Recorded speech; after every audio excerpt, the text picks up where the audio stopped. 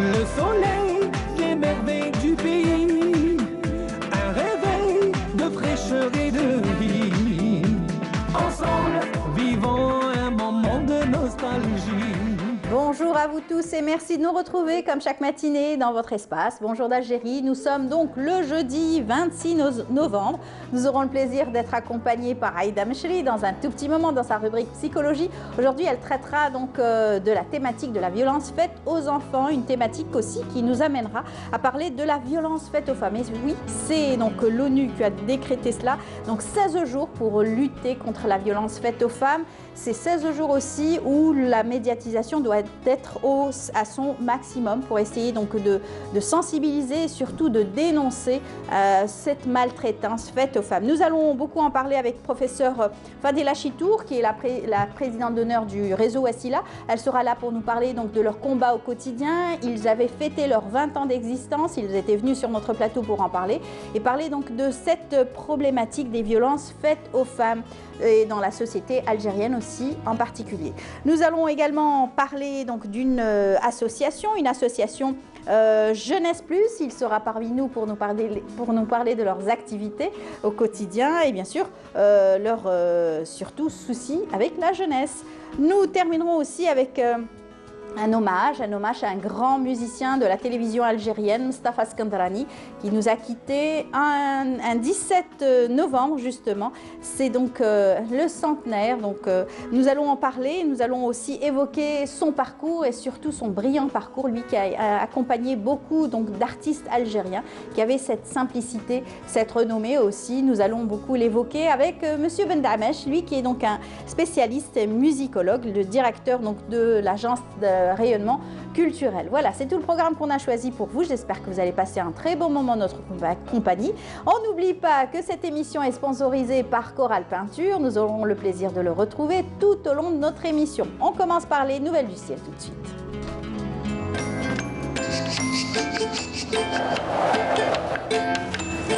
La météo vous est présentée par Mobilis. Mobilis, أينما كنتم. Et oui, ML est là, toujours.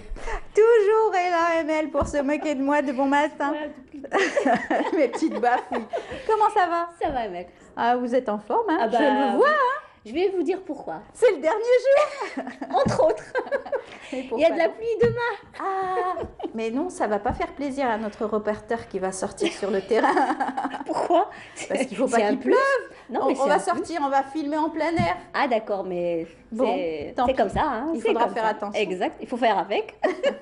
Ok, donc il va faire beau, c'est une bonne nouvelle. Voilà, pour aujourd'hui. Pour les pluies, pour c'est une bonne nouvelle pour moi. Ouais. Les agriculteurs notamment. Exactement, parfait. On en a besoin. Ok, on vous écoute. Merci Emel. Bonjour à tous et bon réveil. Eh bien pour aujourd'hui, on aura de la brume en ce début de matinée sur pratiquement l'ensemble des hauts plateaux, également le Nord-Sahara, les oasis, le Sahara oriental, puis le ciel restera passagèrement nuageux sur les régions de l'ouest, accompagné de quelques pluies. Mais ces pluies prendront un caractère d'averse durant la fin d'après-midi et soirée, mais vers l'extrême ouest, partiellement voilé près des côtes centre et est, mais passagèrement nuageux vers les régions intérieures et le plateau du centre et l'est, avec possibilité de quelques pluies vers les régions intérieures centre. Passagèrement nuageux également sur le sud-ouest, le Nord-Sahara, les oasis, également le Sahara oriental avec quelques pluies. Ces pluies sont localement assez marquées, mais en soirée vers le Bécharois. Ailleurs, rien à signaler. Le soleil va prédominer vers l'extrême sud, le Guertasili, le Sahara central, avec de fréquents selon de sable vers l'extrême sud.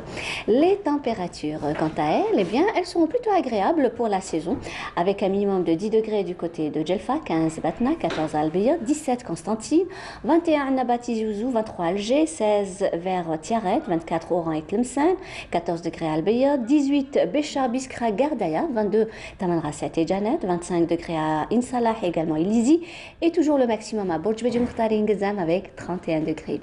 La mer aujourd'hui, eh bien, sera peu agitée sur pratiquement l'ensemble des régions côtières, avec des vents qui vont souffler entre 20 et 30 km/h sur les côtes ouest et centre de secteur sud, et de 10 à 20 km/h sur les côtes est de secteur sud-est. Et on termine subite avec l'éphéméride. Pour aujourd'hui, eh bien, le soleil se couchera vers 17h33. Et pour plus d'informations, vous avez les sites de Météo Algérie. Voilà, passez une excellente matinée avec la suite des programmes sur Canal Algérie et à tout à l'heure. La météo vous est présentée par Mobilis. Mobilis, أينما كنتم. Voilà, merci beaucoup Amel. C'est moi qui vous remercie. Donc on vous dit bon courage aussi, Merci. bon week-end.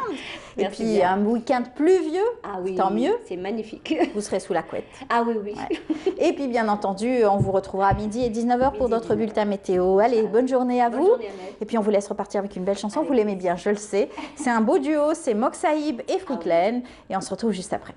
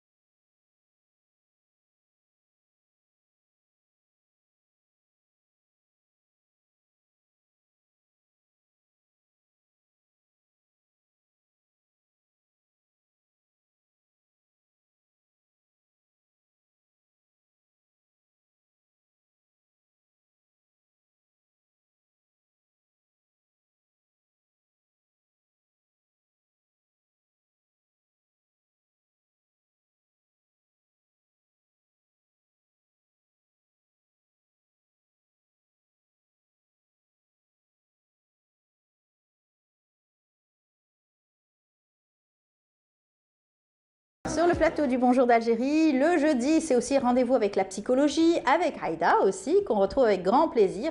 Elle est là, elle va nous parler d'une thématique assez sérieuse, surtout dure aussi à entendre pour certains. Bonjour Aïda. Bonjour Amel, bonjour. Comment ça va? Très bien, alhamdoulilah. Très bien. Heureuse d'être parmi nous surtout. Ah voilà, Et nous aussi. mon sourire me dépasse. Voilà, tout à fait. Ouais, Alors on va parler alhamdoulilah. donc des enfants, on va parler de cette violence faite aux femmes dans un moment avec professeur Chitour. Mais quand on parle aussi des violences faites aux femmes, on peut aussi parler des violences faites aux enfants. Donc Ah oui, ça aussi c'est- c'est une thématique vraiment très dure à aborder. C'est très dur à aborder, mais il faut en parler. Voilà. Souvent, on choisit les mots, les contextes, les situations, entre parenthèses, on justifie un tout petit peu l'agresseur, on justifie un tout petit peu le vécu des familles.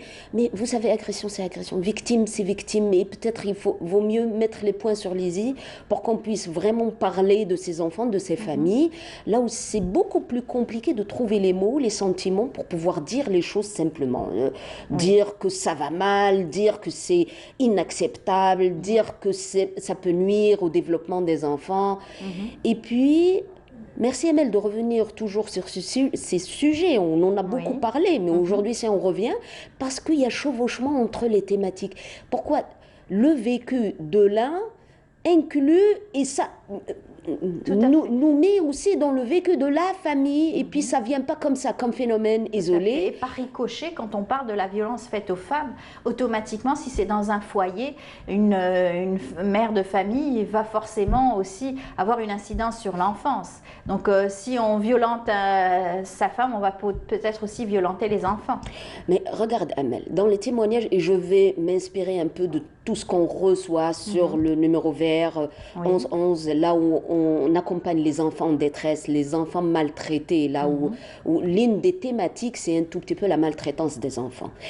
Et le manquement notoire dans l'accompagnement, l'éducation des enfants aussi. Ça va de soi parce que vous savez, l'indifférence. L'indifférence. Et puis, vous savez, un enfant, c'est un petit bijou dans chaque famille, là où il faut vraiment apprendre à être le bon parent pour pouvoir vraiment lui donner ce qu'on peut, mais aussi réparer quand il s'agit de réparation. Quand on trouve, et probablement je serais un peu crue, quand on trouve les disqualifications, une femme qui est une épouse, une mère, qui est traitée de tous les noms, qui est harcelée, menacée de mort, qui est tirée par les cheveux, giflée avec des coups. Vous savez, on ne s'arrête pas pour demander à ces enfants leur vécu quand ils voient ces images. Nous, probablement, quand on voit des disputes entre adultes comme ça, il y a quelque chose qui bouge en nous, il y a des angoisses, il y a des émotions comme ça qui réveillent des traumatismes qu'on a vécus. Il y a des phrases peut-être qui sont là, qui nous révoltent, il y a des mots qui nous bouleversent un tout petit peu de l'intérieur. Un enfant, vous savez, aujourd'hui, il faut qu'on s'arrête. Ce sont les témoignages d'enfants qu'on écoute tous les jours. Des enfants qui ne savent pas dire que moi j'ai vu et je suis victime. Ça, ils ne peuvent pas le dire. Mais ils peuvent, par exemple, à travers des passages à l'acte, à travers des reproductions à ces situations. Parce que, vous savez, un père restera toujours le modèle. Il est l'agresseur, c'est vrai. Mais il y a quand même un petit phénomène dans cette agressivité, qu'on parlera de ce syndrome de Stockholm, là où la victime s'identifie un tout petit peu à l'agresseur. Oui. Et puis, elle n'a pas le choix. Un enfant, il ne peut pas se séparer de ses parents. Un enfant, il y a un amour inné vers ses parents. Un enfant ne choisit pas ses parents. Et donc, il les prend comme ils sont. Et bien entendu, il vit avec tous ces traumatismes au quotidien. Et bien sûr, qu'entre les conjoints, quand ça ne va pas, c'est vrai que c'est une déchirure pour les enfants. Et c'est pour ça que c'est un sentiment très paradoxal. D'un coup, ce sont ses parents, il y a de l'amour, il y a des moments où ça va bien, c'est sa famille. De l'autre, il y a une détresse, une peur, une hypervigilance. Vous savez ce qu'on remarque chez ces enfants ?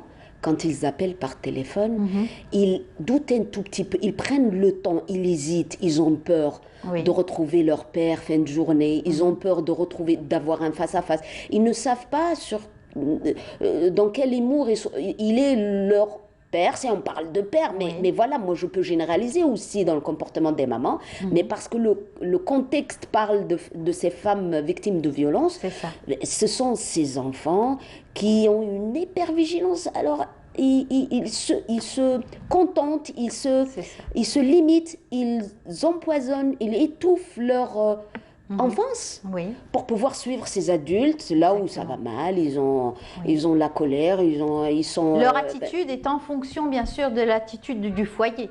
Carrément, ils absorbent toutes ces ondes négatives et ils sont eux-mêmes ensuite négatifs. Ils ne jouent pas, ils ne sont pas heureux comme des enfants épanouis, comme des foyers normaux. Ils ne savent même pas ce que c'est qu'un foyer normal. Ils pensent que c'est comme ça que ça se passe dans tous les foyers. Oui. Généralement, c'est difficile, justement, à la recherche de cette parole. Même chez épouses, même chez ces femmes. Hein. Elle peut être une sœur, elle peut être aussi une mère, elle peut être aussi une femme. Vous savez, c'est difficile de trouver les mots parce qu'on dit toujours que l'amour rend aveugle.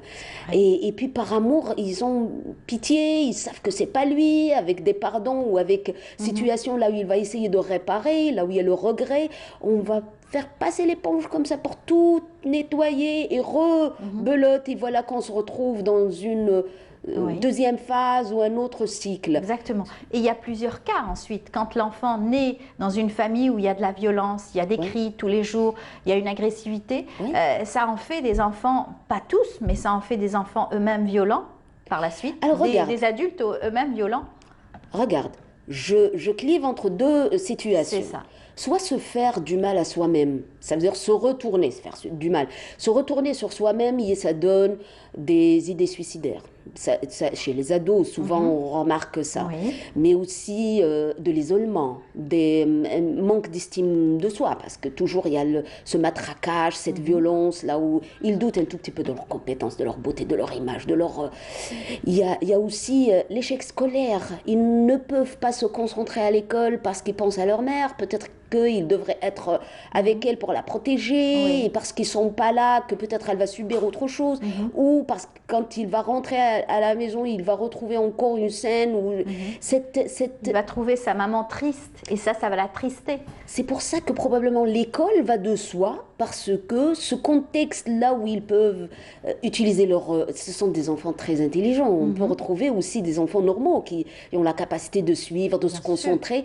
Le manque de concentration, et souvent les enseignants parlent un tout petit peu de ce phénomène. Les enfants qui sont brillants, qui ont l'intelligence de pouvoir suivre les cours, tout ça, mais ils sont pensifs dans l'école, ils sont absents, ils manquent de concentration, ils sont seuls. On a comme l'impression de dire qu'ils sont en train de vivre quelque chose à l'extérieur, dans la cour. Mais souvent, les enfants ont tellement honte, parce qu'ils aiment leurs parents aussi, qu'ils gardent ça, ils le disent entre parenthèses à des personnes très très proches.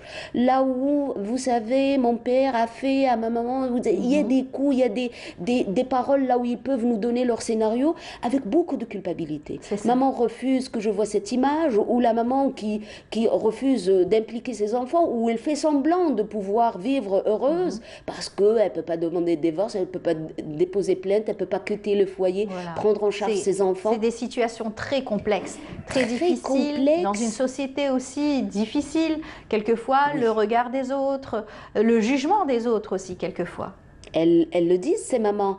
Je n'ai pas ou protéger, je ne sais pas comment protéger mes enfants, ne le dites à personne, gardez le secret de l'anonymat de mon identité, je dénonce, mais après 2-3 jours, ils peuvent rappeler pour dire on regrette, voilà, on a tellement peur que j'aimerais bien retirer le signalement que moi je trouverais quand même un outil très important qui pourra protéger ses familles, protéger ses enfants, parce que si on parle comme ça, excuse-moi Amel, j'ai parlé un peu de faire mal, de se faire du mal ou se retourner sur soi. Se retourner sur autrui, c'est d'être agressif, d'être violent, vraiment stigmatiser un tout petit peu la relation avec l'homme. Ils disent je déteste tous les hommes qui peuvent ressembler à mon père, donc il y a un rejet particulier. Ça, si on regroupe un tout petit peu ces deux volets, on va dire permettre à ces enfants de juste dire stop, de permettre à ces femmes de dire non, il faut que ça s'arrête, parce que il n'y a pas de réparation dans ça. Ça nuit de près ou de loin au développement de l'enfant. L'enfant, il a besoin de protection. Si on dit père, on dit protection.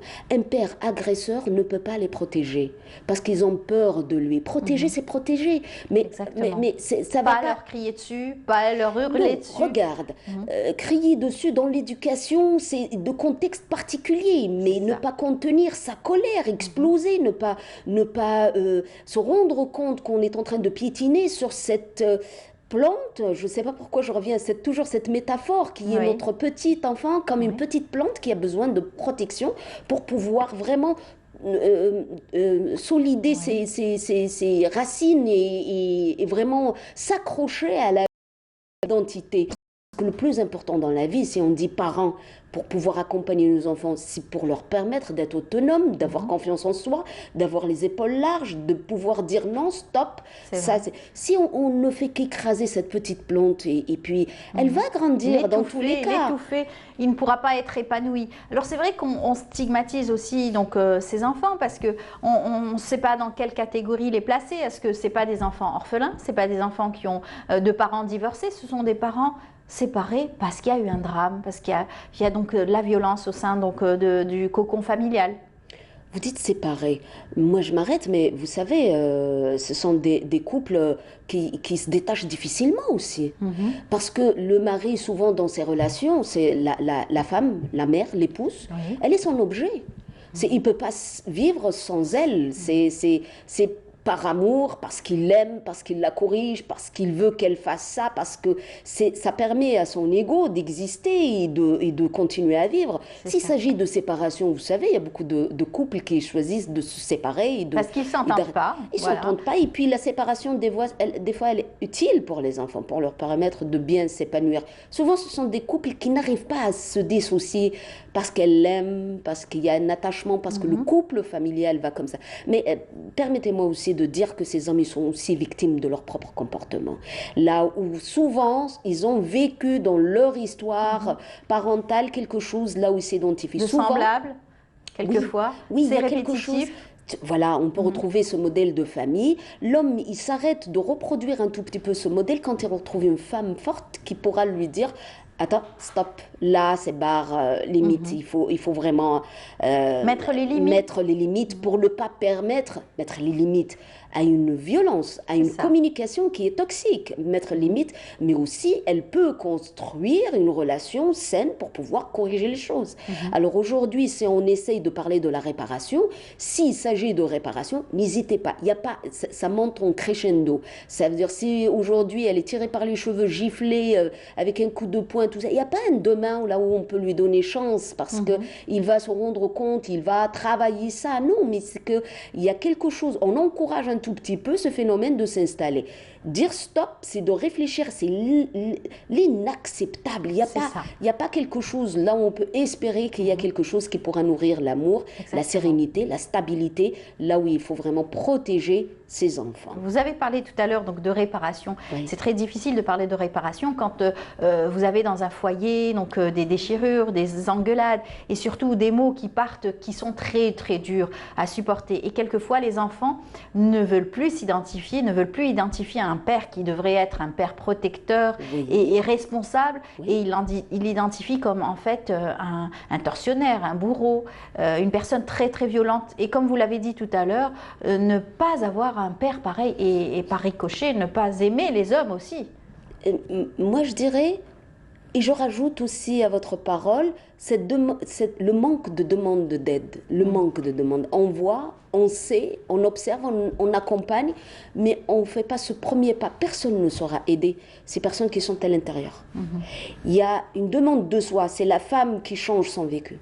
C'est cette force qui vient de l'intérieur. Et souvent, c'est très difficile pour faire cette demande. Et l'enfant ne peut pas le faire. Voilà. Il est trop jeune. Il est trop jeune, mais aussi, vous savez, il est attaché à sa maman. Et vous savez, ce qui fait peur à l'enfant, si aujourd'hui je ne sépare pas un peu l'enfant victime de violence, mais aussi l'enfant témoin de situations de violence. Je ne sépare pas parce que l'enfant, parce qu'il peut vivre ces moments d'angoisse très forts, il peut vivre aussi la menace en lui-même. Et il peut frôler ces sentiments de mort. Ils savent que c'est sérieux. Ils savent qu'il y a un point là où il n'y a pas de retour. Ils savent que ce n'est pas juste une manière d'avancer, mais ça peut être très grave, arriver à des situations beaucoup plus complexes. Il y a des situations, celles-ci, donc en parlant donc des femmes qui subissent des violences au quotidien. Mais il y a des situations où c'est les deux parents qui violentent donc l'enfant. Ils s'entendent très bien, mais ils sont un petit peu vraiment, on ne sait pas pourquoi ils ont eu les enfants pour les torturer. Mais je vais te dire, je rajoute à ton image, souvent ça on le remarque des fois, dans la maman le témoignage qui est des enfants. Oui, parce que victime de cette situation, elle se venge sur le comportement de l'enfant. Venger, je le dis comme ça, parce que souvent, les dénonciations des grands-mères, des tantes qui sont là pour dire, après le vécu d'un épisode de violence très dur pour elle, eh ben, elle considère ses enfants comme ses propres enfants, les enfants de son mari. Donc souvent, elle est en train de reproduire ce modèle ou de rejeter ses propres enfants qui sont un lien très difficile. Oui, mais c'est pour ça aussi que les mamans, souvent aussi peuvent regretter tout ce qu'elles peuvent vivre. Elles peuvent parler de ces situations de violence dans cette relation, si on parle de ces mamans.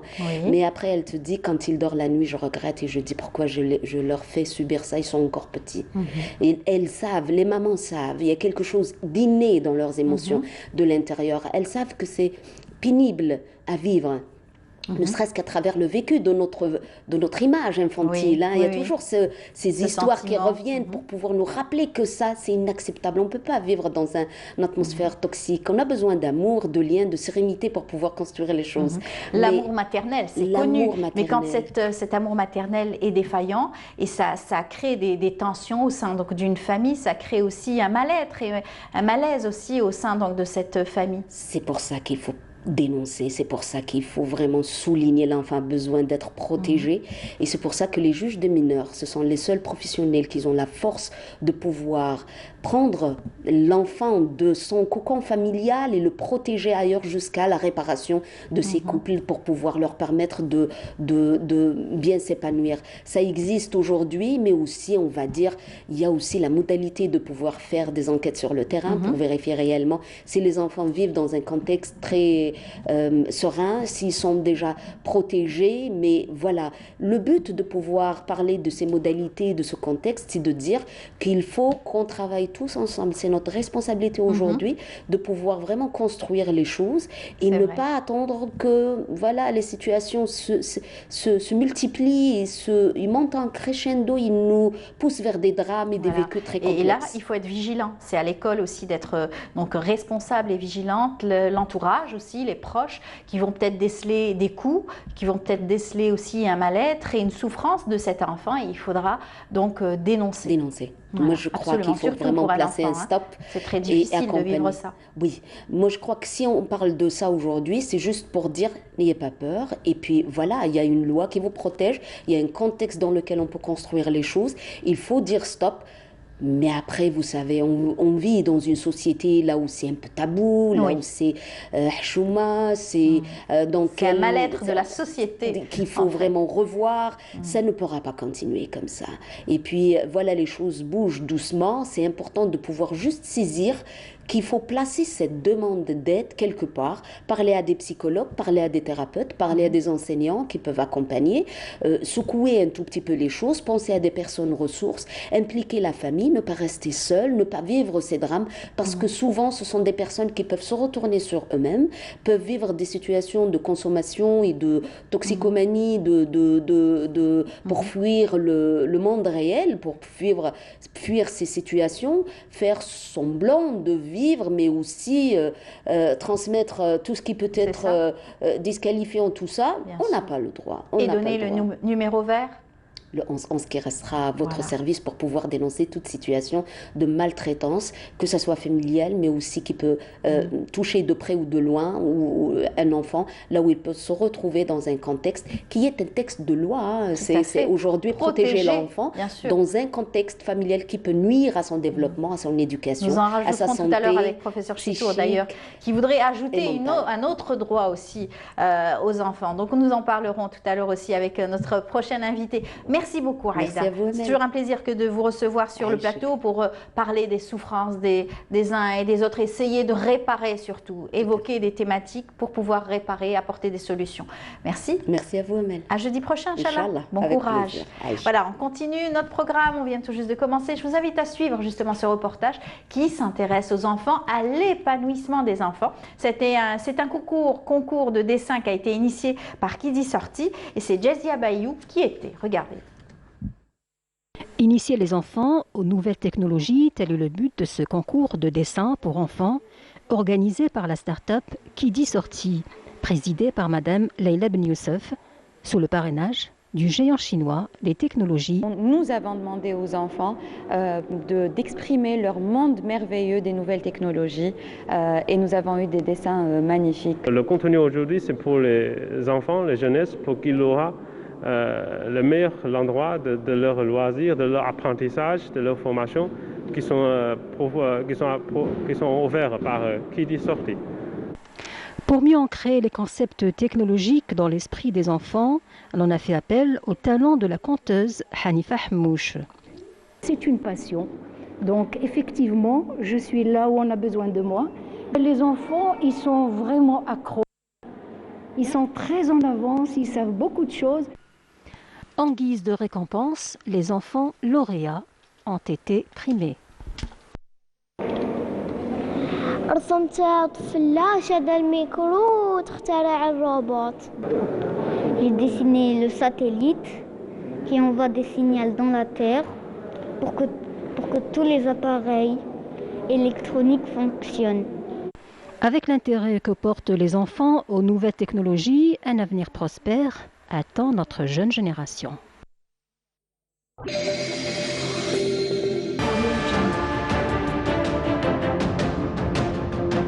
Enfin une peinture algérienne aux normes internationales. Tous vos besoins en peinture intérieure, peinture métal, préparation de support ou peinture extérieure, choisissez Coral Peinture. Coral Peinture, c'est les maths à faire.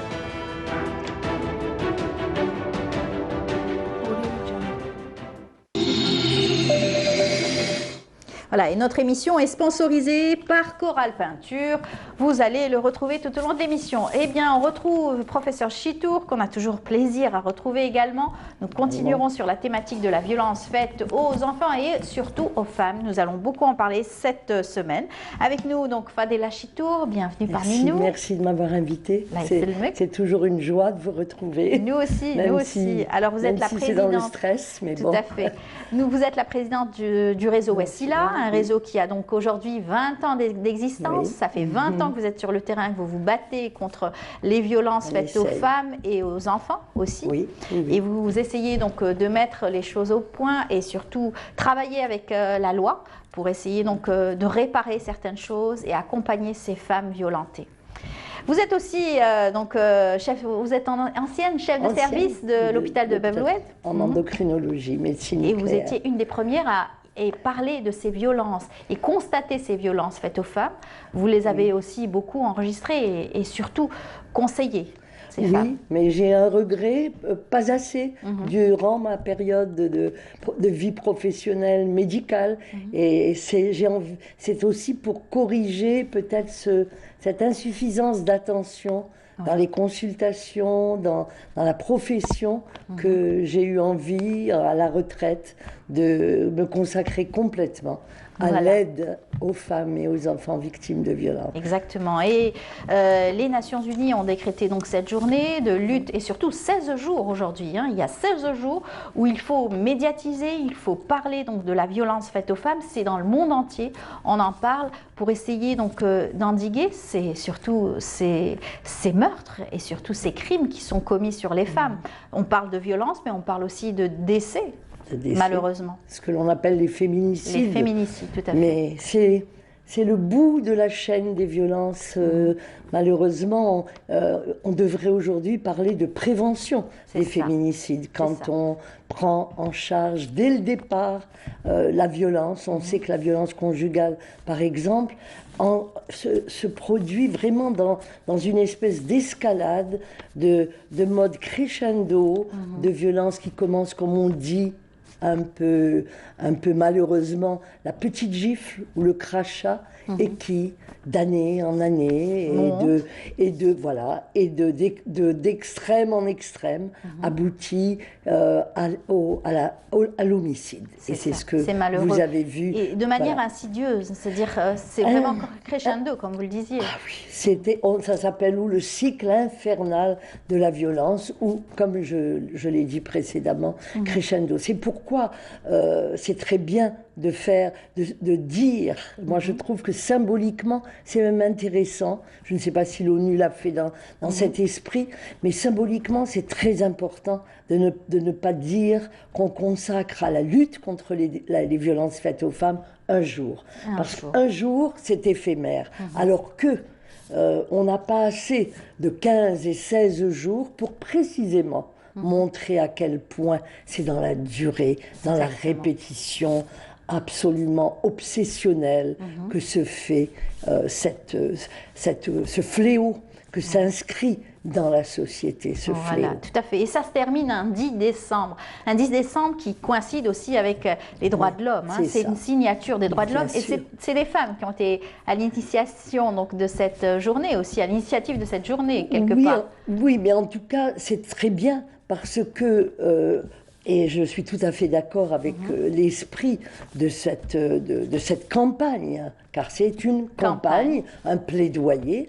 C'est très important parce que ça veut dire que cette question des violences faites aux femmes est une question politique, est une question juridique, est une question de droit de la personne humaine. Et tant qu'on n'aura pas cette approche-là, approche globale, approche au niveau des droits, c'est-à-dire des citoyens, parce que une femme qui est violentée, dont on atteinte à l'intégrité physique et morale, ne peut pas avoir une vie sociale et une vie épanouissante, et donc ne peut pas être une citoyenne. Alors vous avez évoqué un exemple de femmes victimes de violences. Vous citez beaucoup plus les femmes au foyer, donc les femmes qui sont victimes de violences conjugales. Mais il y a aussi d'autres femmes victimes dans la société aussi, parce que c'est vrai que vous me l'avez dit, dans la société, et c'est vrai, on le constate, tout le monde le sait, c'est une société patriarcale. Donc, et ça aussi, c'est un lourd fardeau aussi pour l'homme, quelquefois, qui lui-même est victime de cette société, quelque part. En tout cas, il est formaté, lui aussi, formaté, pour tout être... jeune. Tout jeune, quand on dit que ce sont des problèmes de genre, le genre, c'est le rôle social attribué à chacun des sexes. Et évidemment, comme vous dites, ça peut être aussi très lourd et très destructeur d'être programmé, quand on est petit garçon, pour être dans la virilité. La virilité synonyme de force, de rapport de force, de domination, donc de violence. Et on n'a pas le droit d'être dans la sensibilité, dans les pleurs, d'exprimer ses sentiments. Donc effectivement, vous avez raison, cette éducation dans les sociétés patriarcales, qui sont majoritaires dans le monde entier. C'est-à-dire, il faut quand même qu'on le redéfinisse, des sociétés où s'inscrit, je répète, politiquement, juridiquement et socialement, la domination masculine vis-à-vis des femmes. Alors que notre religion a toujours donné raison à la femme et a protégé la femme. Aujourd'hui, dans la société, malgré l'évolution aussi de la société, on constate que cette violence est très présente aussi. Très présente. Le terme de protection de la femme, il faut peut-être s'en méfier. Là, j'ai envie de réagir un petit peu, parce que justement, au nom de cette protection, on glisse souvent. Et c'est ce qui se passe dans notre société, où le patriarcat est très dur. On glisse malheureusement de la protection à l'assujettissement. Et au fait que... Au fait normal. Voilà. Et on fait de la soumission des femmes au nom de la protection qu'on leur doit.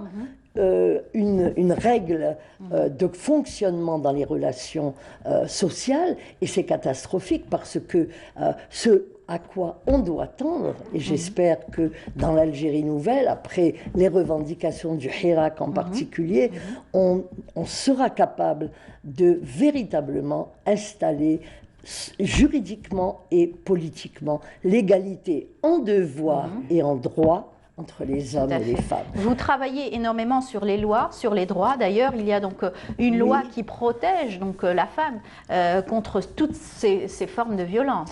Vous avez raison. Il y a, donc on est arrivé, je crois qu'on est arrivé dans notre rencontre très logiquement au fait que, puisqu'on va aller jusqu'au 10 décembre, c'est-à-dire la journée internationale des droits de l'homme, il vaut mieux dire maintenant des droits humains ou des droits de la personne humaine, on doit, et c'est notre credo au réseau Wassila, on doit inscrire cette question sur le plan des droits, comme on l'a dit.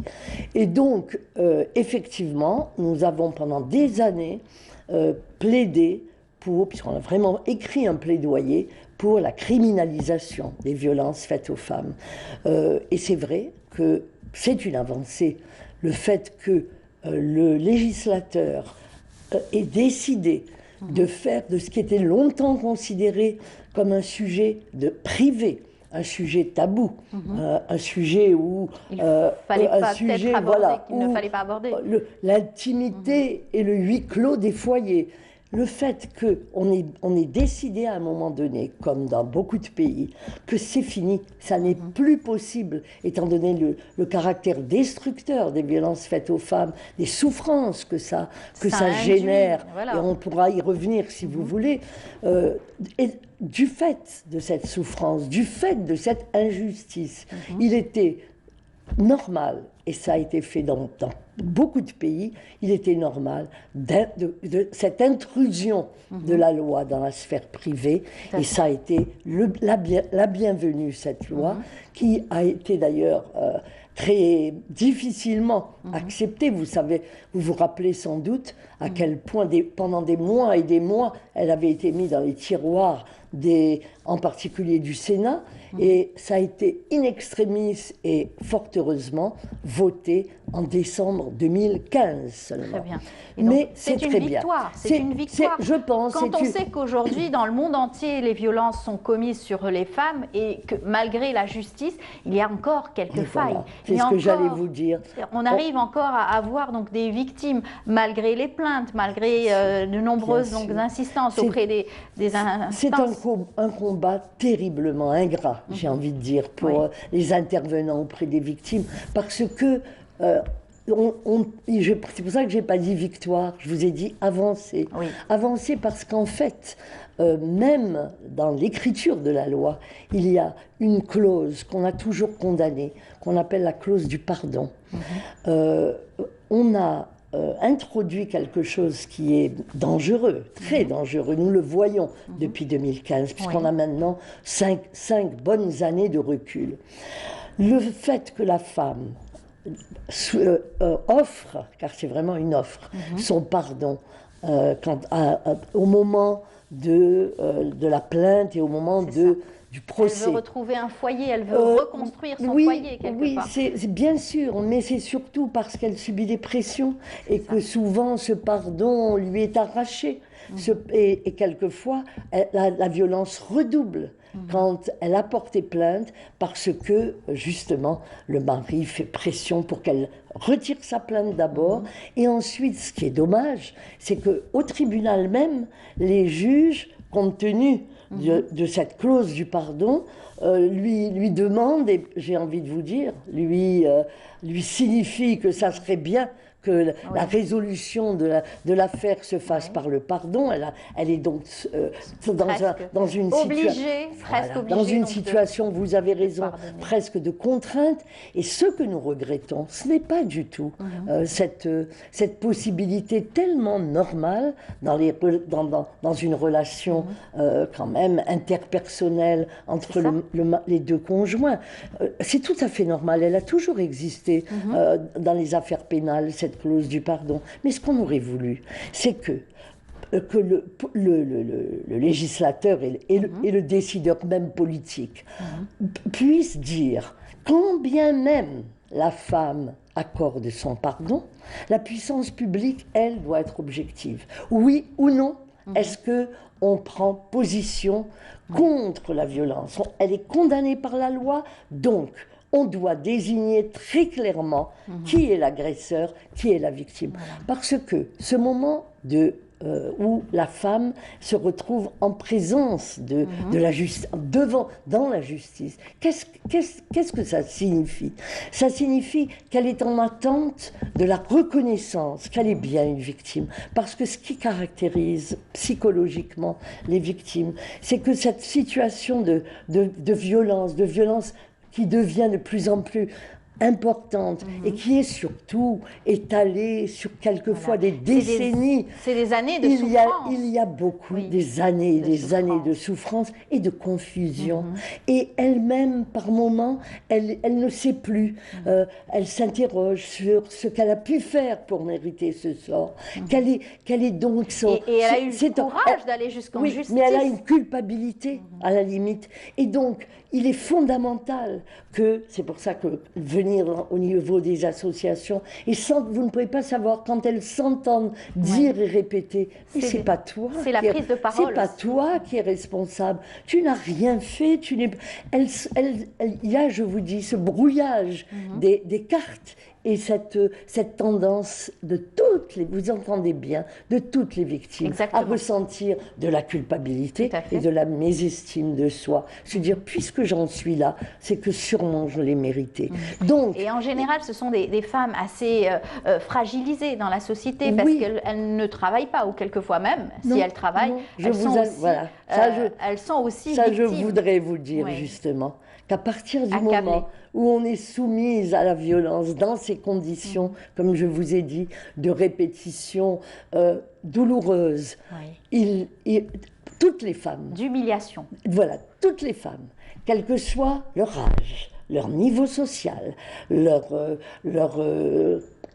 place dans la société, se retrouvent dans la même situation de ce que je viens de dire, culpabilité, mésestime de soi, souffrance infinie. Et c'est le sort commun, ça, sachez-le bien. Et vous avez avocates, médecins, juges, des femmes politiques. Nous avons eu toutes les catégories de femmes. Ne pensez pas, évidemment. Durant ces 20 ans, vous en avez vu. Alors, donc, vous avez justement un numéro où les personnes peuvent aussi vous appeler, se confier, raconter, être prises en charge aussi. En premier abord, avoir une écoute surtout, c'est très important. Ce qui est très important, c'est justement que après, soit avoir été écouté au téléphone, nous avons un centre d'écoute téléphonique, avoir eu cette écoute qui est particulière, bien sûr, des professionnels, patiente par des professionnels, bienveillante, et une écoute qui débouche sur des conseils, sur des orientations. Bien sûr, c'est avoir de l'empathie aussi envers cette personne qui est au bout du fil. Tout à fait. Pour pouvoir la conseiller. Ce qu'on appelle entre femmes la sororité. C'est ça. C'est la fraternité au féminin, et c'est fondamental de le faire avec bienveillance. Voilà, une écoute bienveillante, sans jugement. Eh bien, c'est fondamental. Et à partir de ce moment-là, les femmes ne sont plus seules. C'est ce que nous employons à leur répéter. Et vous ne pouvez pas savoir quand la transformation que vous pouvez observer en 1 heure, 1 heure et quart, parfois plus, du premier entretien, entre cette femme qui arrive en sanglots, en pleurs, accablée, et le fait simplement de prendre position. Voilà, c'est toi la victime. C'est lui l'agresseur, c'est lui le coupable, et c'est puni par la loi. Alors justement, on va voir votre travail au quotidien. On a un spot du réseau Wassila. On va voir comment est-ce que vous travaillez au sein de ce réseau Wassila, et surtout une association que vous aimez aussi revendiquer. Allez-y, regardez. Des milliers de femmes sont victimes de violences dans notre pays. Refusez la violence, refusez le silence. Le réseau Wassila vous soutient. Appelez nos psychologues et nos juristes au 021 33 29 29, au 0560 100 105. La violence est condamnée par la loi. Voilà, on avait eu aussi vos collègues aussi du réseau Wassila qui étaient venus nous présenter des ouvrages qui avaient été faits, édités spécialement pour sensibiliser un maximum de personnes, essayer d'aider et faire passer le message surtout autour de vous, dans la société, pour que les langues se délient surtout, et que l'aide puisse se mettre en place. Et voilà, et que tout le monde se dise que tous sont concernés. Tous. Hommes, femmes, quel que soit l'âge. C'est un problème tellement dévastateur, tellement sensible, tellement est beaucoup trop fréquent qu'il n'est plus possible de dire je ne le savais pas. Exactement. Et je me sens concernée et je dois aider au signalement, je dois aider à la protection. Alors aujourd'hui, un peu plus que les années précédentes, puisqu'aujourd'hui nous avons vécu une situation et nous vivons une situation aussi extrêmement délicate. Cette crise sanitaire, cette pandémie a fait que les gens sont restés un peu plus confinés chez eux. Donc les personnes qui étaient habituées à travailler toute la journée, ne pas se rencontrer que peut-être quelques heures le soir ou dans fin de journée, aujourd'hui se retrouvent constamment enfermés dans une maison et quelquefois c'est petit. Alors ce que je peux vous dire, puisque nous n'avons pas arrêté, au contraire. Ce stress, on en a rajouté. Les écoutantes, la psychologue et la juriste qui sont au bout du fil du dimanche au jeudi de 9h à 17h ont constaté que l'accès à l'écoute avait été rendu extrêmement difficile par ce confinement, parce que ces femmes, avant, pouvaient appeler en toute liberté l'agresseur étant absent du domicile. Mais pendant la période de confinement, c'est l'accès à l'écoute qui leur a été impossible, et donc ça a créé quelque chose, un lien qui s'est modifié, très particulier. Et bien sûr, un lien anxiogène. Anxiogène pour elle, car elle n'avait plus la liberté, la disponibilité pour appeler tranquillement, et très anxiogène aussi pour nous, les professionnels, parce que dans les situations, par exemple, d'enfermement, c'est-à-dire de femmes vraiment, de séquestration, nous en avons eu. Il nous est arrivé d'entendre des cris et le téléphone se couper. Voilà. Et donc c'était extrêmement angoissant aussi pour nous. Comment faire pour tout de même ne pas perdre le contact avec cette dame et éventuellement lui porter secours. Voilà, le travail aussi des assistantes sociales, le travail de la DGSN aussi, qui doit vous accompagner sur certains aussi cas. Bien sûr, là encore, vous avez tous les profils, aussi bien dans le cadre des services de sécurité, police et gendarmerie, c'est-à-dire, et ça aussi il faut quand même le reconnaître, nous étions très angoissés pendant le confinement que les femmes ne pouvant pas sortir, on n'allait absolument pas leur porter secours. Parce qu'elles pouvaient aller dans leur famille et ensuite pouvoir être plus libres et aller au commissariat de police, sortir, ou à la gendarmerie. Eh bien, on a quand même eu de bonnes surprises, car quand même, il y a une sensibilisation plus grande, et c'est ça qu'il faut encourager. Il y a eu des déplacements grâce à notre signalement. Ça y est, on a perdu le fil avec cette dame, on sait qu'elle est en danger. Il y a eu, heureusement, des déplacements de policiers dans les domiciles, et ça, c'est absolument magnifique. C'est ce qu'il faut faire. C'est encourageant pour tous les efforts que vous faites au quotidien avec toutes vos équipes. D'ailleurs, on vous en remercie. Merci pour tout ce que vous faites au sein mais c'est une goutte d'eau. Une goutte d'eau dans l'océan. Et j'ai envie de vous dire que pour obtenir les mêmes résultats, les efforts et l'acharnement est de plus en plus important. Donc ça prouve qu'il faut encore continuer. L'aide juridique en particulier, à laquelle nous tenons beaucoup, c'est une suite logique de notre façon de placer le problème des violences sur le plan des droits. Si vous saviez comme le parcours juridique des victimes, quand on les accompagne, c'est absolument... Ça pourrait être décourageant, mais on n'a pas le choix, il faut continuer. Tout à fait. En tout cas, belle conclusion pour vous. Votre passage sur nos plateaux est aussi très important pour sensibiliser. Les médias aussi ont un rôle très important pour, encore une fois, dénoncer et accompagner ces personnes victimes de violences. Vous allez revenir, Inch'Allah, pour continuer à parler de justement l'incidence de ces violences sur la famille, sur les enfants, qui sont les premiers témoins. C'est les premiers témoins, et voilà, c'est à cette co-victime que nous voudrions de plus en plus nous occuper, car les dégâts sont absolument effroyables sur le développement des enfants. Merci beaucoup, merci professeur bien, Fadela Lucie. Chitou, Merci. restez avec nous. Vous êtes donc la présidente du réseau Wassila et donc un plaisir à chaque fois donc, de vous recevoir pour évoquer certaines thématiques toujours très dures pour la société. Bonne journée et à très bientôt. Merci. Restez avec nous ensuite, tout de suite, ce reportage. C'est donc Sami Aloun qui nous fait découvrir donc, le monde des startups et surtout comment créer sa propre startup, les incubateurs notamment. Regardez, on se retrouve juste après.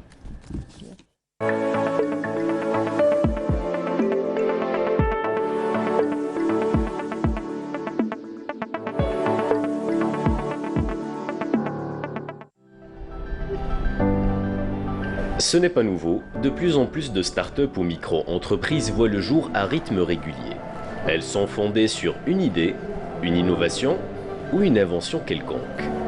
Pas de domaine précis, de l'agriculture à la préservation de l'environnement, du transport à l'éducation ou encore la médecine.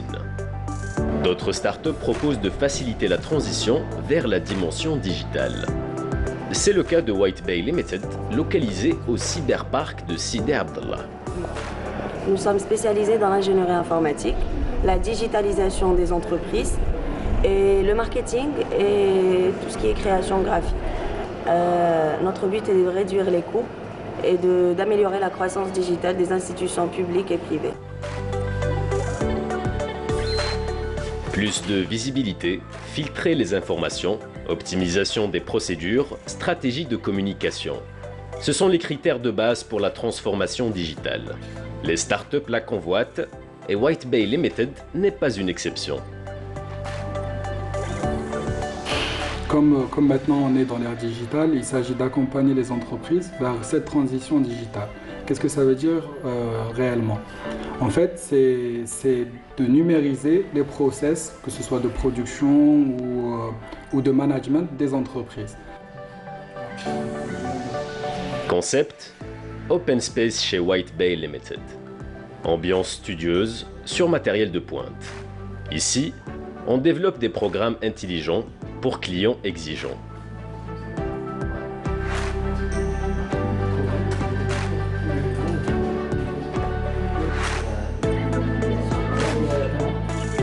Tout est dit, l'intelligence artificielle pour White Bay Limited, c'est entre autres le développement d'applications web et mobiles, la conception de campagnes marketing et du conseil sur mesure.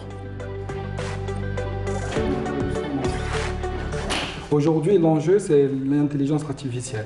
En fait, qui est venue toujours avec cette problématique de la donnée. On s'est dit, qu'est-ce qu'on pourrait faire avec toutes ces données qu'on récolte aujourd'hui? Et bien évidemment, qui dit récolte de données, dit recherche d'automatisation.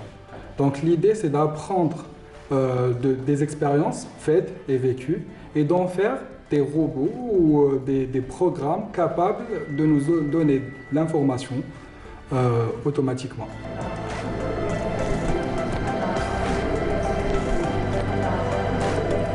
On l'aura compris, le passage au digital permet de se démarquer, d'imprimer sa touche personnelle et surtout d'être au diapason des nouvelles technologies.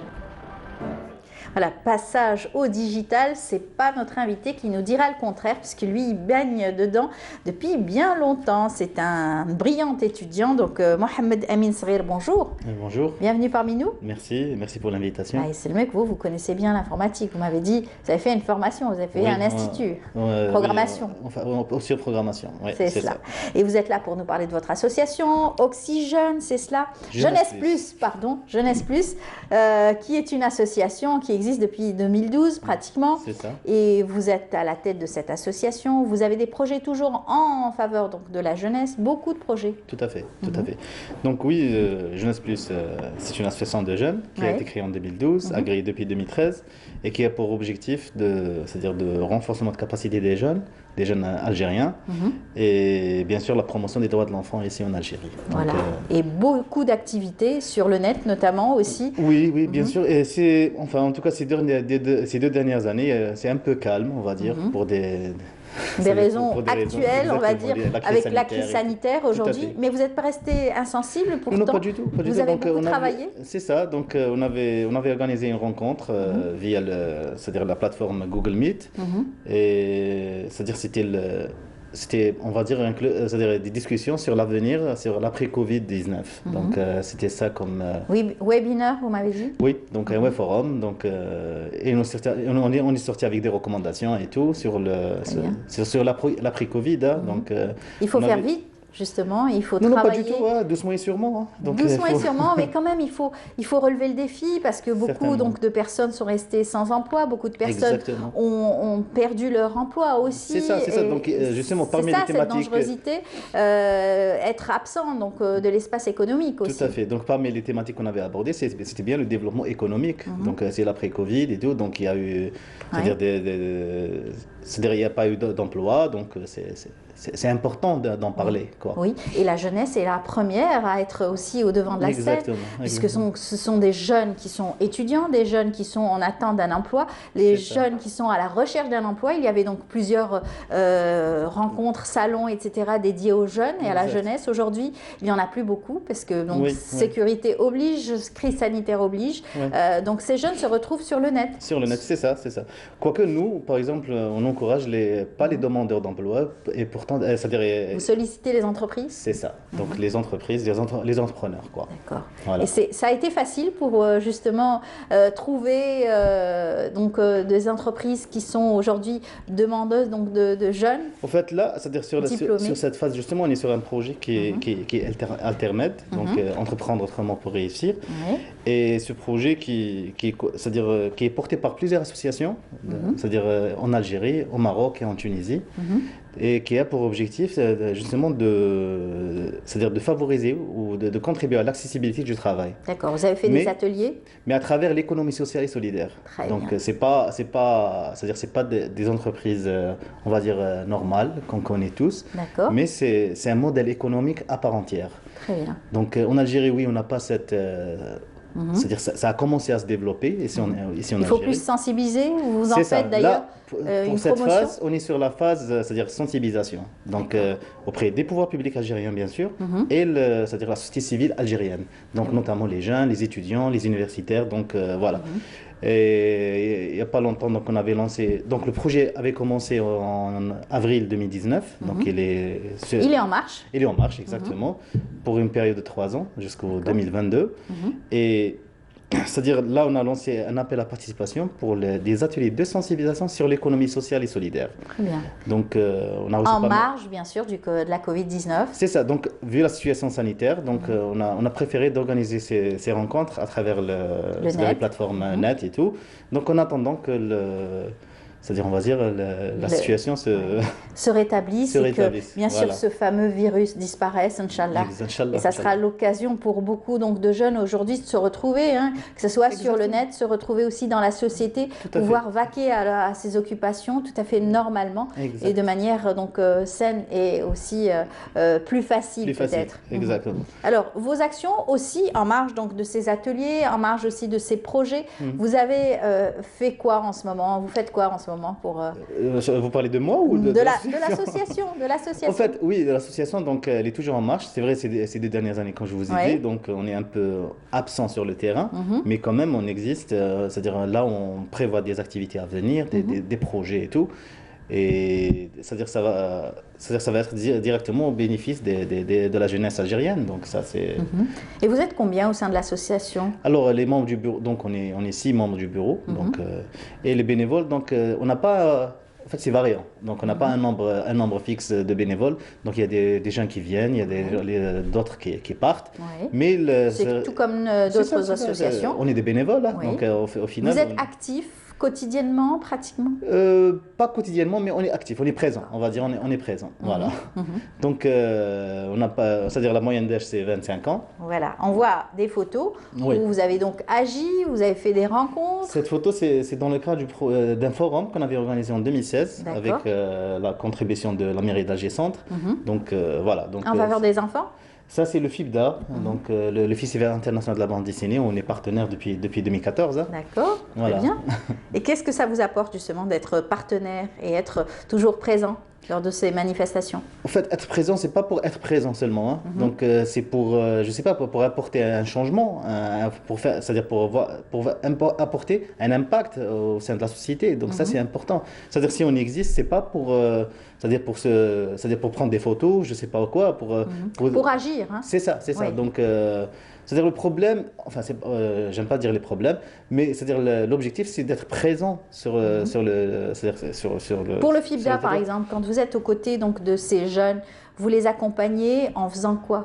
Alors le FIBDA, c'est-à-dire il y avait des ateliers. Donc au FIBDA, donc on avait un chapiteau. Oui, c'est-à-dire il y avait des ateliers de dessin, de chant pour les jeunes aussi. Donc voilà, c'était ça le FIBDA. Et on est des partenaires, comme je vous ai dit, depuis 2014. Donc voilà. Et il y avait aussi la sensibilisation des enfants ou des visiteurs sur la promotion des droits de l'enfant aussi. Hein. Très bien. Donc vous êtes toujours au diapason de tout ce qui se fait aujourd'hui avec la jeunesse, avec aussi les associations qui travaillent tout comme vous dans le même sens, toujours l'épanouissement de la jeunesse. Tout à fait, tout à fait. L'épanouissement de la jeunesse et le développement de la jeunesse, c'est important aussi. Et l'accompagnement donc de ces jeunes aujourd'hui, avec peut-être d'autres projets au sein de votre association? Oui, peut-être la suite de ce projet, hein, parce qu'en fait, c'est-à-dire on va grand. C'est un projet qui a une envergure, c'est-à-dire méditerranéenne, donc c'est important. Et peut-être la deuxième phase du projet, mais entre autres, on travaille sur le terrain, donc on a des activités et pourquoi pas d'autres projets. Hein. Sur le territoire national ou uniquement Non, on est sur la vallée d'Alger, mais on a déjà travaillé avec pas mal d'associations sur le territoire national. Des travaux avec d'autres associations, un exemple? Oui, c'est-à-dire dans ce projet par exemple, il y a deux associations partenaires, donc il y a Flambeau Vert de Constantine et Green Tea d'Alger. Donc on est des partenaires avec... Green Tea aussi, qui sont très actifs aussi. Ils sont partenaires. Ils étaient venus sur notre plateau il y a quelques temps. Et en tout cas, ce sont des jeunes étudiants. Le président, oui, tout à fait. Taman Rasset? C'est ça, voilà. Mais ils sont sur Alger. Ils sont sur Alger, d'ailleurs. Et puis, bien d'autres sujets aussi qui touchent les jeunes aujourd'hui. L'environnement, ils sont un peu plus sensibles. La jeunesse est très sensible aujourd'hui à ce qui nous entoure. Bien sûr. Il y a des startups, il y a des entreprises c'est-à-dire qui travaillent sur cette thématique, donc tout ce qui est environnement. Et même, je viens de dire qu'il y a l'association Flambeau Vert, qui est une association qui lutte pour l'environnement. Donc voilà, la cause de l'environnement. Très bien, très bien. En tout cas, peut-être donc le projet et bien d'autres projets qui seront réalisés. On va suivre aussi votre projet donc, qui a vu le jour en 2019 et sur l'économie sociale et solidaire, c'est cela? C'est ce qui vous tient à cœur en ce moment? Travailler sur cela? Oui. C'est-à-dire l'économie sociale et solidaire, c'est-à-dire il faut la voir, c'est-à-dire comme un modèle économique à part entière. Donc c'est pas, c'est-à-dire pour dépanner ou quelque chose du genre. Donc c'est un modèle économique. Donc je ne vais pas rentrer dans les détails. Donc c'est tout un modèle, mais ce serait intéressant de comprendre aussi. Oui, bien sûr. C'est-à-dire c'est pour répondre à un besoin social. C'est-à-dire ça c'est important. Ça c'est tout ce qui est social et solidaire. C'est-à-dire c'est pas le même mode d'une entreprise. Hein. Il y a aussi, c'est-à-dire le point qui est important, c'est la gouvernance. C'est-à-dire il y a plusieurs membres. C'est dans cette entreprise collective, on va dire, et partagée. Et d'où il n'y a pas un directeur ou un PDG, c'est-à-dire il y a un comité, un collectif, où le PDG ou le directeur, il est entrepreneur et en même temps il est salarié. Exactement. Donc c'est ça c'est un exemple. Donc d'économie prospère aujourd'hui. Ça existe en Algérie, ça a existé. C'est-à-dire aujourd'hui, on remarque que dans toutes les formations, les jeunes au sein des universités sont dans une association et ça aussi c'est l'occasion de prouver ce qu'ils sont capables de faire dans une société et même dans une entreprise. Pouvoir capable donc d'être manager aussi d'une association. Bien sûr. C'est aussi l'exemple d'être un futur manager. Tout à fait, tout à fait. En fait, oui, justement, vous avez parlé des étudiants. Oui, c'est-à-dire la première phase, c'est de sensibiliser la société civile, les associations et tous les acteurs associatifs. Et par la suite, on a aussi c'est-à-dire des ateliers prévus dans les universités, les écoles de formation, les instituts et les centres de formation professionnelle. Vous allez vers la jeunesse. Oui. La jeunesse. On est des jeunes, donc il faut... Très bien. En tout cas, on a été ravis de vous recevoir. Merci pour parler l'invitation, donc de cette association Jeunesse Plus. Et en tout cas, bonne chance pour vos différents projets. Vous reviendrez évidemment pour nous parler de la suite. On est chez nous, hein, ici. Hein. Eh bien, marhaba bikoum. Merci beaucoup. Je rappelle, Mohamed Amin Sghir, vous êtes le président de l'association Jeunesse Plus. À très bientôt. À très bientôt, merci. Voilà, on continue notre programme. Cette fois-ci, on va parler donc de cet artiste au nom qui retentit dans les mémoires aussi donc de tous ceux qui aiment la musique algérienne, Mustafa Skendrani Allah yarhamou. Nous allons beaucoup en parler avec Monsieur Ben Dahmej dans un tout petit moment, mais avant, je vous invite à apprécier cet accompagnement musical avec Skendrani.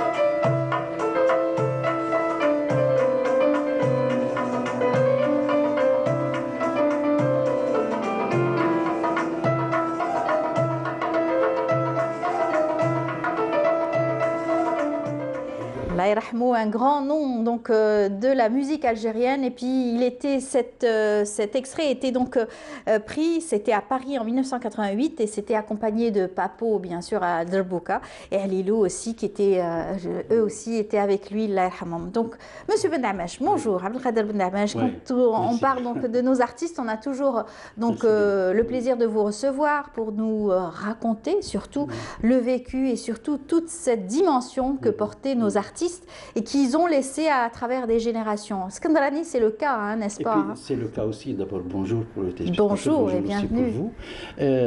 On l'a mis dans l'ombre. depuis des années. Il est mort en 2005, mais avant, d'abord, c'était lui-même qui voulait être dans l'ombre. Malgré le fait qu'il a choisi d'être dans l'ombre, il est, à travers le siècle, un véritable monument. On ne pouvait pas voir qui s'appelle piano. Tirer et voir donc des extraits musicaux ou des concerts de musique avec des grands artistes sans apercevoir Skandarani au piano. C'était vraiment une trace indélébile. Et puis la direction d'orchestre, il dirigeait son orchestre avec les yeux, comme ça. Il regarde les musiciens, tout le monde est en place. Tout le monde est en place. J'ai eu le plaisir et la chance d'être dirigé par lui dans son orchestre. C'est vrai. Oui. C'est vrai, on a tendance à oublier que M. Ben Damache aussi est un artiste, un grand artiste aussi du Chabi. Donc j'ai eu cette chance, j'ai eu cette chance aussi de l'avoir connu pendant très longtemps. Donc c'est quelqu'un qui était avare de mots, qui ne parlait pas, qui ne voulait pas parler aux médias d'abord. On a cette frustration, parce que c'est vrai que quand on regarde les archives, on voit donc des concerts de musique avec Skandarani, on voit sa posture, toujours cette identité, cet homme sage, etc. Mais non, on ne le connaît pas, on ne sait pas comment il parlait, comment il s'exprimait. Et il ne voulait pas, il disait non, moi je fais ce que j'avais à faire, allez, laissez-moi tranquille, parce que la télévision, à l'époque, il disait ça, je garde un mauvais souvenir de ça, donc toute sa carrière a été un peu mal terminée. Bon, c'est normal, c'est tout à fait normal.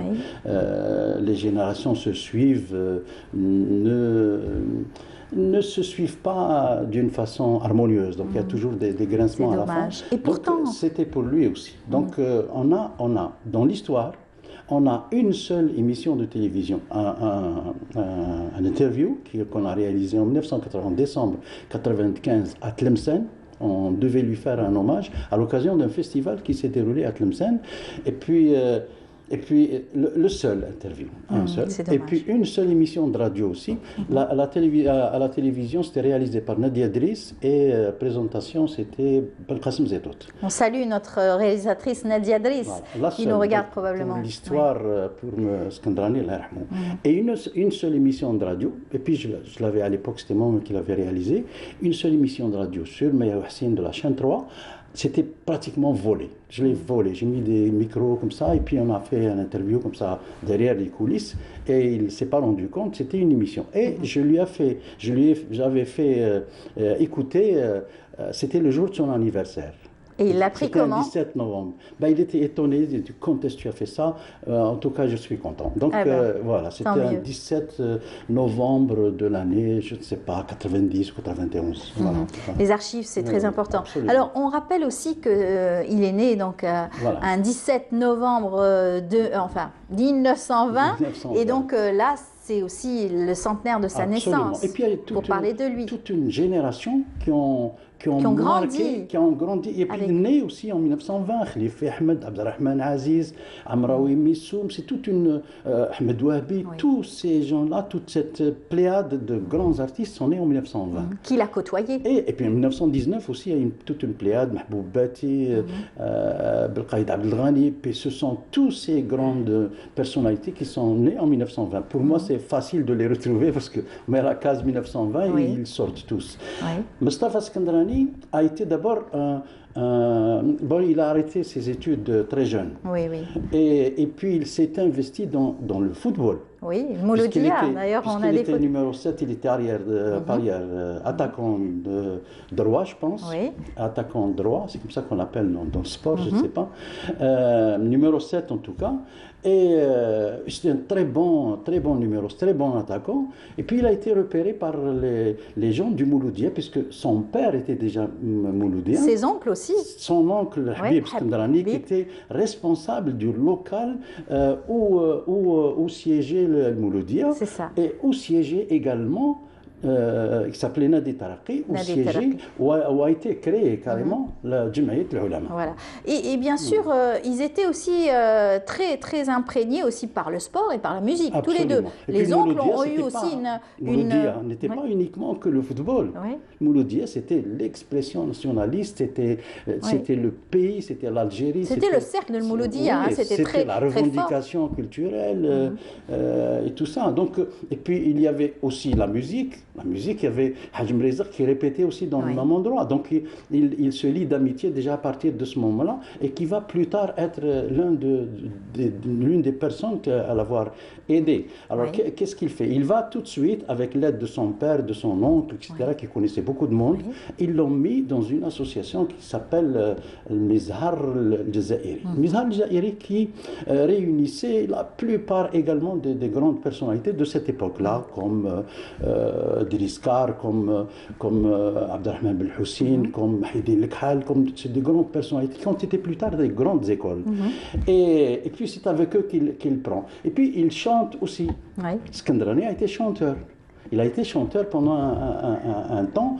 Tout comme Qaddour Bashtobji, qui est devenu un grand musicien par la suite, mais il était chanteur. Donc ils étaient tous chanteurs et en même temps il a été musiciens. aussi formé par les frères Fakharji. Il y a eu donc tous ces noms, donc de grands noms de la musique algérienne, sont passés et ont travaillé avec lui et l'ont formé par la même occasion. Eh bien, pendant un certain temps, il rencontre, entre les années 30, il rencontre Hajm Rezak qui était son copain. Donc il le rencontre dans les studios et il rencontre également Rachid Qsanteni. C'était important pour lui.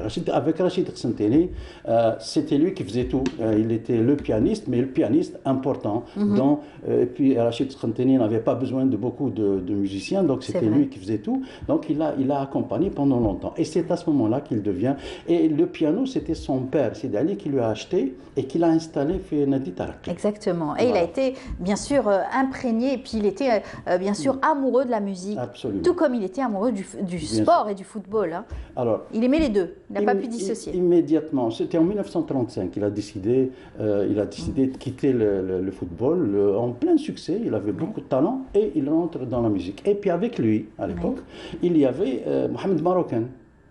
Celui qui avait rendu célèbre Rachida, celui qui avait rendu célèbre اللي تحب تعمل اللي تحب تسحر راجلها تعمل له السحار etc. تجي عندي ونقول لها نوريها الأخبار. Et oui, il a aussi travaillé avec le Music Hall d'Alger et la chanson humoristique avec Rachid Qsanteni. Il a rencontré Rachid Qsanteni. Oui, Rachid Qsanteni a fait beaucoup avec lui, je le disais il y a un instant.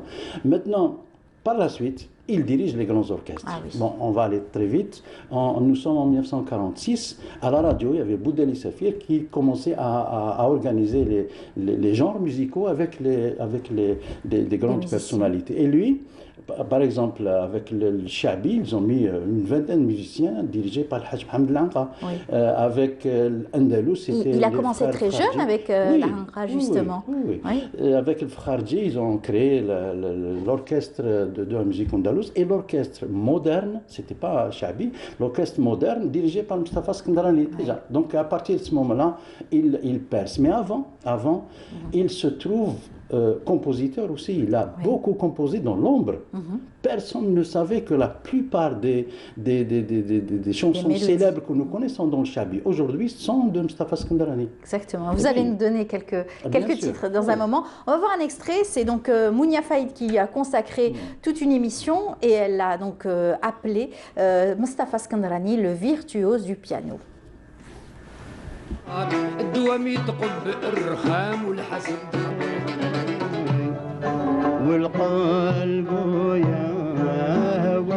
Le père de Mostafa, Sidi Ali Skandarani, était un mélomane, amateur et passionné de musique andalouse.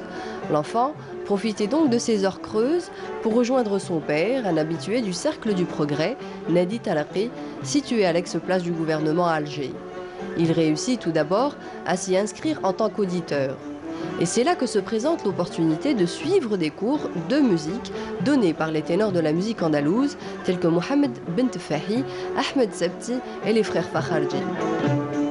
الفن بديته صغير كانوا في عمري 10 سنوات لما دخلت في هذا الوسط الفني كأنه اوديتور وفي سنة 34 دخلت واحد الجمعية يقولوا لها المزهر الجزائري وهي هذيك الجمعية هذيك كانت جمعية واحدة أخرى رياضية شركة باسم المولودية الجزائر. نعم. لما نمشي لهذاك النادي نسمع الموسيقى وهذيك الموسيقى كانت جمعية موسيقية كانت تحت قيادة واش يقولوا له الشيخ سيد أحمد السبتي. ايه وكان واحد الوسط يعني مهم. ونجملت هذاك الشيء انا كنت نقرا. لما شفت هذاك الشيء هذاك انسلبت. ومحسوب لافونتاج كو جي eu c'est que mon père était un mélomane. C'est la raison pour laquelle il m'a facilité la tâche. ما خطيت القراءة ومن القراءة هذيك دخلت لهذا الميدان الفني. Mostafa Skandarani fait preuve de génie dès son jeune âge. À 14 ans, il décide d'apprendre à jouer de plusieurs instruments.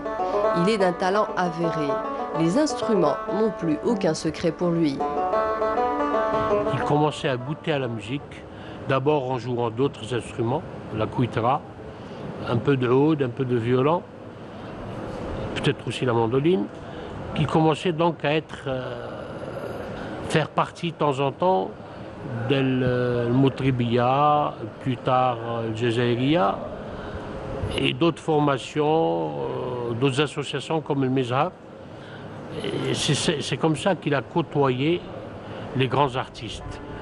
Si Mostafa a 17 ans, il a une opportunité. C'est un extrait donc de cette belle émission consacrée à Mostafa Skandarani, Nasreddine Baghdadi, Allah yarhamou aussi, qu'on a pu voir à travers donc ces images, des témoins aussi. Et comme vous nous l'avez cité, c'était la seule émission où on le voyait s'exprimer grâce aussi Shir qui l'avait accompagné, Basri, qui était originaire de Blida. Oui, on l'avait attendu pendant 3 ou 4 jours à Tlemcen ou à Tel Zianid à l'époque, et puis il ne voulait pas faire cette émission. Et puis toute l'équipe était là-bas, donc il ne voulait pas. Et puis arrive Mohamed El-Basri, avec lui, on a pu réaliser l'émission. Il a dit maintenant, oui, je peux le faire. Allez.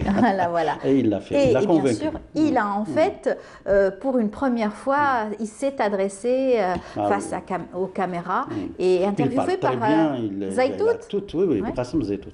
Il avait toute sa mémoire et toute sa prestance et toute sa dimension, parce qu'il reste, malgré tout, le pianiste légendaire de l'histoire de la musique algérienne. Tout à fait. Et pourtant, il a été professeur au conservatoire municipal d'Alger. Et il a formé, hein. Bien sûr, il a formé plusieurs pianistes. Plusieurs. Il était comment avec ses élèves, avec les musiciens? Très rigoureux. Il était très rigoureux. Et surtout dans l'orchestration. D'abord, il assiste très rarement aux répétitions. Et il vient directement au studio et il l'enregistre d'une façon vraiment sublime, magistrale. Voilà. Donc voilà, il a été compositeur. Voilà ce dossier que beaucoup de gens ne connaissent pas. Il a été compositeur. Il a été le 6e compositeur à la SACEM en France, sociétaire de la SACEM, après Mahidine Bachtarzi, après Ahmed, je crois, un Tunisien, Ahmed Qadri, le Tunisien, et l'autre, oui, il est parti. Donc il a été 6e dans l'ordre arabe.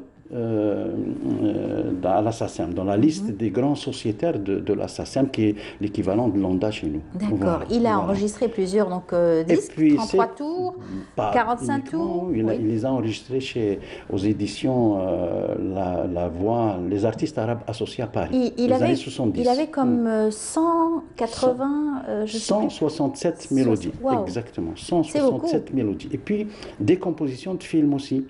Il a composé la musique du film Salomon et quelque chose. C'est un titre dans lequel jouait Yul Brynner et la grande actrice italienne Lola Brigida. Lola Brigida. Donc c'est un grand film, et lui, on lui a confié la composition de la musique. Donc il a fait d'une façon, et puis il a eu une bonne dizaine de films. International. Une bonne dizaine de films comme ça. Dans un autre film aussi qui s'intitule Port d'Afrique, dans lequel jouaient également des grandes figures du cinéma mondial. Et lui était là aussi. Et il a accompagné le grand orchestre algérien qui est parti d'Alger vers Paris à l'époque, à l'Opéra de Paris, 1954, à l'occasion d'un grand spectacle en solidarité avec les victimes du séisme de 54. Et il a été aussi, plus tard, en 1972, lors de la première semaine culturelle algéro-française, en 1972, et à cette époque-là, il avait dirigé les grands noms de la chanson algérienne. Tout à fait. Et en tout cas, grâce à vous aujourd'hui, on a pu lui rendre hommage et parler aussi, surtout de son vécu, tout ce qu'il a côtoyé comme artiste et l'a formé aussi comme jeune aujourd'hui, qui sont fiers de l'avoir donc côtoyé et connu. Nous lui devons cette reconnaissance. Tout à fait. Voilà, je saisis aussi l'occasion pour dire que le 23 novembre, c'était aussi le 42e anniversaire du décès de Cheikh El Hadj Mohamed, qui était aussi son ami et qui Skandarani avait remplacé l'Anqa en 1964 exactement. Merci pour votre mémoire et surtout tous ces détails que vous nous apportez régulièrement dans nos émissions. À très bientôt, Monsieur Bendamas. Je rappelle que vous êtes le directeur de l'agence nationale, l'agence algérienne pour le rayonnement culturel. À très bientôt. Voilà, on est arrivé à la fin de l'émission. Merci beaucoup de nous avoir suivis. Excellente journée à vous tous. Merci à tous ceux qui nous ont accompagnés, suivis, l'équipe technique, bien entendu. On rappelle aussi que Coral Peinture nous a accompagnés durant cette émission. Merci à vous tous. À demain à 9h avec Nolhouda Bouzega. Au revoir. Bonne journée.